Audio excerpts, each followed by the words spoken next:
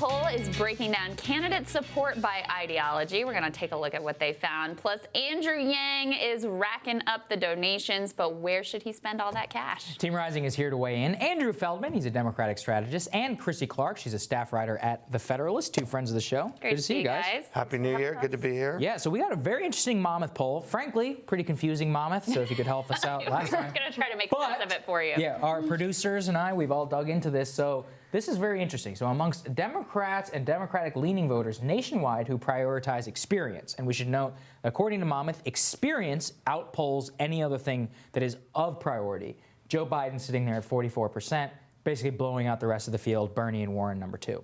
However, if we could also throw up the moderate graphic, and this is amongst people who support are moderate priority voters, you actually see something interesting, which is that Biden does not have nearly as much of a lock. He's got 23%, Buttigieg at 14%, but Bernie Sanders is actually tied with Michael Bloomberg. I mean, and beats Elizabeth Warren and even Amy Klobuchar, who, Andrew, we've been told is the moderate savior who's supposed to come into the primary. What do you make of these numbers? They're pretty interesting. They're fairly confusing. Yeah.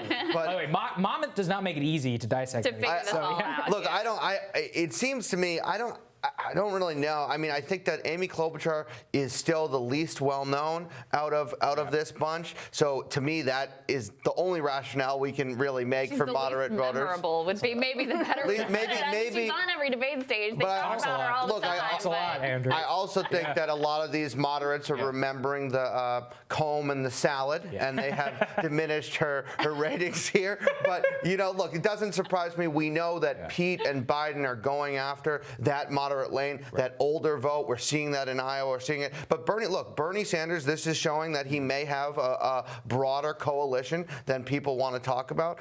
Bernie Sanders, he has really surged as we've been continuing to discuss. And the question over the next few days is anyone going to come after him? Yeah. Well, Christine, let me put this other piece up. This is why Bernie Sanders is doing well. He's dominant among progressive voters, if we can put that graphic up on the screen. So while he's holding his own among moderates, nipping at moderate Pete's heels, right there with Bloomberg, ahead of Warren and Klobuchar, he's dominating in terms of progressive voters. And this is a piece where Elizabeth Warren, I think, really made an error, because early on in the campaign, a lot of Democratic base voters felt like, they're both progressive. They're both roughly the same. As she stepped away from Medicare for All, as she tried to be sort of all things to all people, he was able to consolidate a firm lock on that lane of, if you are progressive, I am the candidate for you. Yeah, I think a lot of people compared Elizabeth Warren to Hillary Clinton in terms of her kind of ingenuity. Is that even a word? I don't know. Yes, but not the way you're talking about. There you go. Something along those lines is what I was getting at. But beyond those lines, I think that really where she struggles is she's not willing to say, I think her biggest hit actually was when she said that she didn't want moderate voters, that middle-class families and those moderate voters in there, that they were not going to have to pay for this Medicare for All or for free Yeah, she tried to basically say that they weren't going to have to pay for health care, even though that wasn't true. And she tried to split the difference. And that's really what it is. I mean, Andrew, from a political perspective, we've talked about this. If you see, she has second in moderate. She's second on experience, but, a very distant second. She's fourth amongst moderate primary voters. And she's second amongst people who say they have outsiders. But the thing is about all those is she's being completely dominated by Bernie or Biden in both camps. Biden has a total lock on the experience vote. Bernie has almost a total lock on the progressive vote. And she wanted to be all things to all people, and she ended up kind of being nothing to nobody. I'm not going to go that far, right? I think that she's in a little bit of a tough spot right now, but I think ultimately, when you look at the state polls, when you look at what I think are most important, when you look at the CBS poll in Iowa, when you look at New Hampshire, we are in a really tight race. And at the end of the day, what I think this race comes down to actually is the field game, and we're in what we call in political terms the field margin here is going to matter, which doesn't always matter in races, especially presidential, where you have a big, such a big field. field with so much money being spent. Elizabeth Warren, what the test for Elizabeth Warren is going to be, those organizers that she spent so much money on early on, right? And she's had invested so much money, so many people. Are they going to come through for her? Because if that's going to be the difference, can her field game propel her to the top? Because we don't really know. The polls are kind of all over the place here, and they're all different methodologies. Are they telling us the truth?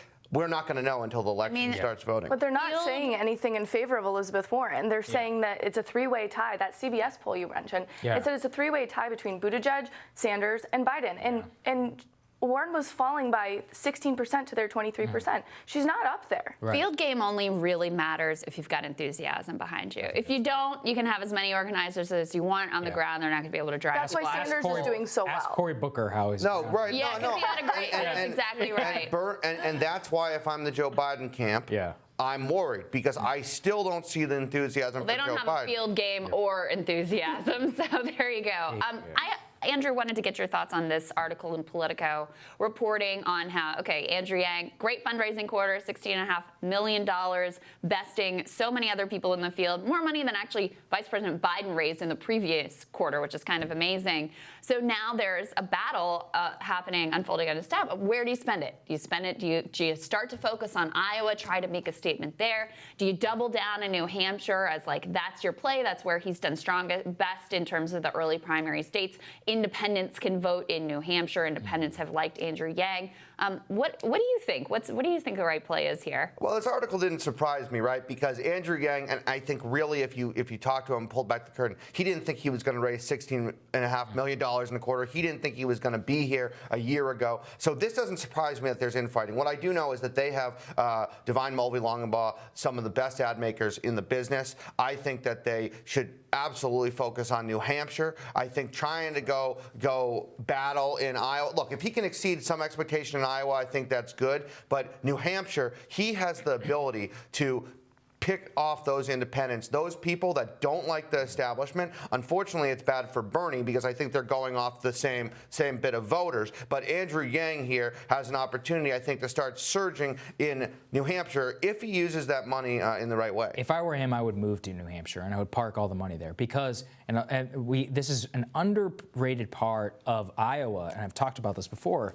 Chrissy, it's important to remember that if you don't hit 15% in a precinct, you disband on the first ballot and you kind of go to whoever. Yang is probably not going to hit 15% in the caucuses, right? Mm-hmm. So those people are going to disperse. But in a primary, that doesn't exactly matter. Plus, you have all these, 20% of the New Hampshire primary electorate is conservatives or independents. These are exactly the crossover people that Andrew Yang has. So if I were him, I would park all my money in New Hampshire and I would move there. I would have all these ads. I mean, opioid crisis, right? I mean, this is his thing, life expectancy. New Hampshire has been decimated by this. I actually think New Hampshire is a state kind of tailor-made. Let me go in a little bit. Oh, yes, sorry. go. Oh, no, you're fine. I was just saying you that. You can jump in after. I completely agree with you, and I'll let you dovetail off of this, but I think that in order to be legitimate right now, I think that Amy Klobuchar is so easy and to take stabs at. She's like that annoying aunt that you just had to deal with for all of your Christmas.